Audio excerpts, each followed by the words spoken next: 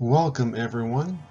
Season 2 of Star Trek Lower Decks just finished up, so I figured it was time for a new ship primer. And we've got lots of ships to look at this time, so we're going to go ahead and get started. First of all, of course, there is the main starship of the show, the USS Cerritos, a California-class starship.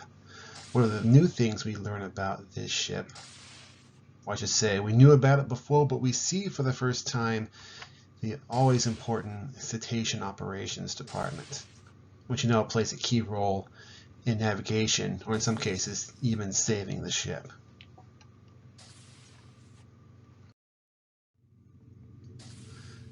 In the first episode of the season, Ensign Mariner is in a holodeck program which simulates her being imprisoned in a Cardassian prison and her having to escape. During this program, we see some classic Cardassian ships, such as a Gallar-class warship and some Hideki-class patrol ships.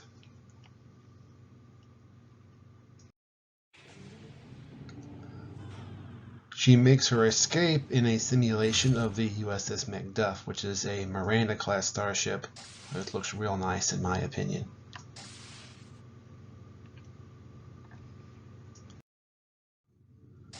Furthermore, as Mariner is making her escape through the Cardassian storage area, we see lots of other ships, including several that can easily be identified from canon.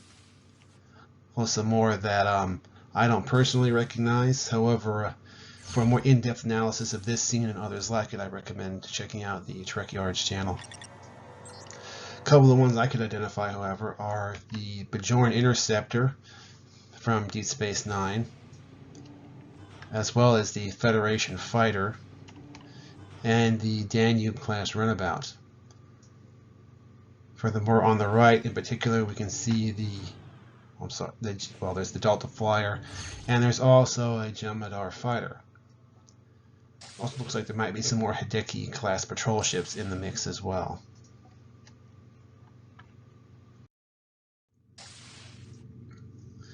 Meanwhile, the USS Titan is locked in combat with the Pakled. Specifically, they have a series of small fighter-type ships called battle harpies that the Titan has to tangle with. Speaking of the Titan, we saw her first last season, and she appears in the first 2 episodes of Season 2 under the command of Captain Riker.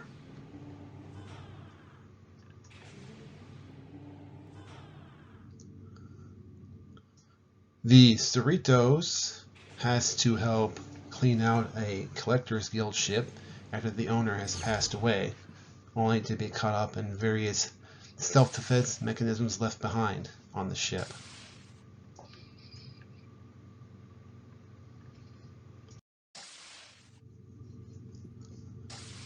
Another one of the Cerritos' missions is escorting a Doppler ambassador to a conference on Starbase 25, which we can see here. This is an old station dating back at least 100 years, since it's revealed that Kirk and Spock visited the Starbase in their day. This station has a large open promenade with spacious windows. We can see the ship activity around the station.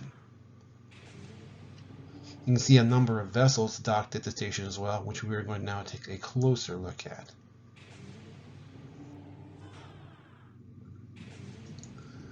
Starting at the top, we have what appears to be a Daedalus-class starship. Now, at first glance, I thought perhaps this was an Olympic class, which would be appropriate for the time period. However, if you look, for example, at the relative size of the ship compared to the others, and other things like the shape of the nacelles, I'm pretty sure that's supposed to be a Daedalus class. Next, going around, we have a Komori-class Andorian cruiser, the type of ship that Shran was in captain of during Enterprise.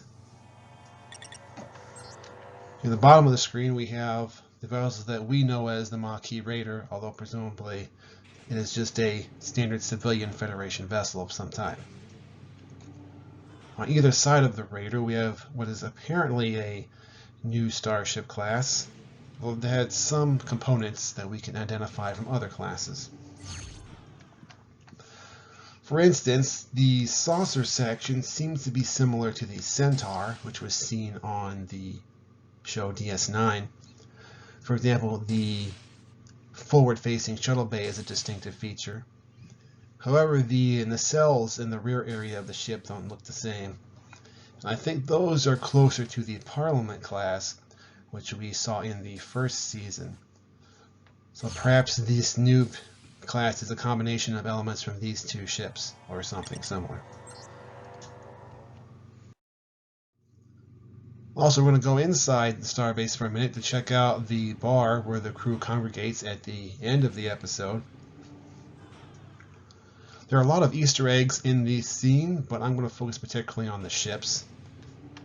You see, of course, the Planet Killer from the episode Doomsday Machine.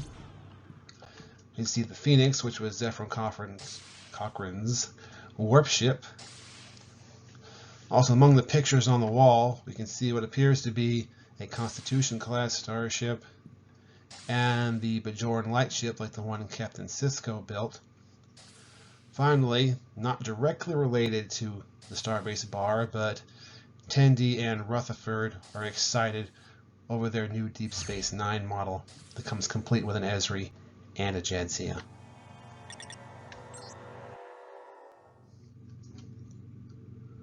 Moving on to a new ship design, the Cerritos is hailed by the Monaveen, the Hysperian Royal Cruiser, with Chief Engineer Billup's mother on board, who happens to be the Queen of Hysperia. She has shown up ostensibly with engine trouble.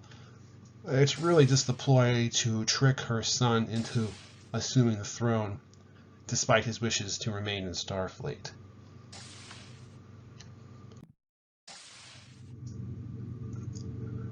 Later on, in another episode, an instructor from Starfleet arrives to conduct drills of the Cerritos crew, and in one of them, Ensign Rutherford is trying to stop a warp core breach on the Enterprise. Unfortunately, he is not successful. The ship only appears on screen for a moment, but I always love a chance to see the refit Constitution class, my favorite starship design.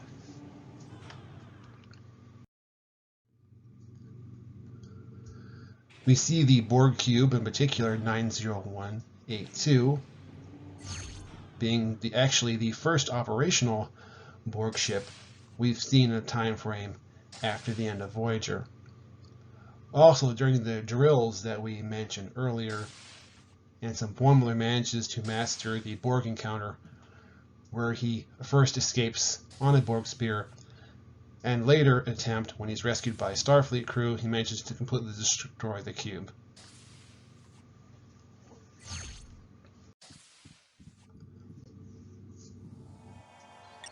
We also meet the lower decks crew of the IKS Che'ta, a Klingon bird of prey, which is commanded by a renegade Klingon who turns out has been providing weapons and other technology to the Pakleds and hoping and triggering a war between the Pakleds and the Federation.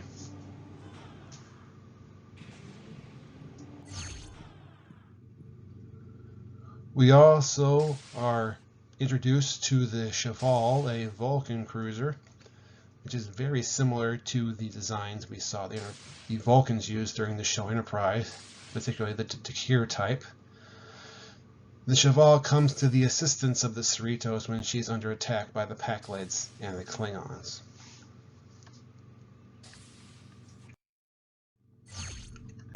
Welcome to the Pakled spaceship, Pakled. I am Rebner. Yes, Rebner, we've met you before. And we learned from the subtitles in this episode that the Pakled ships of this type are referred to as clump ships, perhaps because they are formed from parts of other ships just all stuck together.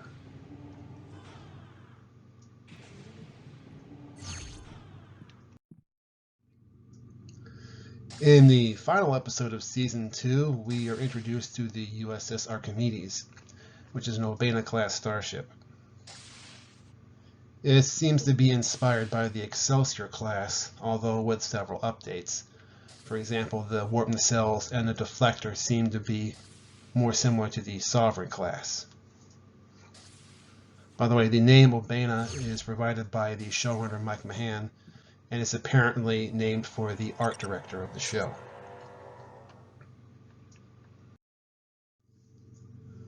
At one of the final scenes of the last episode, we see several Starfleet vessels in orbit of the planet where the Cerritos has just helped to make first contact. First of all, we see the Cerritos herself with her outer hull removed, which was done to help rescue the Archimedes before it would collide with the planet.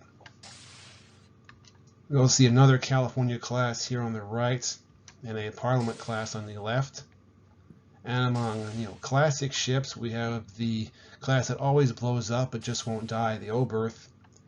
And we also have a Nova-class, which we can see warping away here.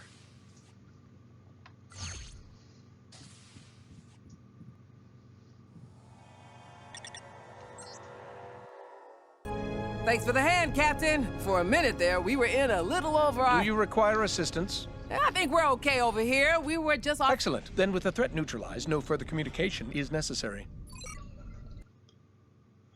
A little harsh, but he does have a point, since we've arrived at the end of Season 2. Thank you for joining me for this video. Star Trek Prodigy is coming out at the end of this month, so perhaps another ship primer will be in order after we see what happens in that show.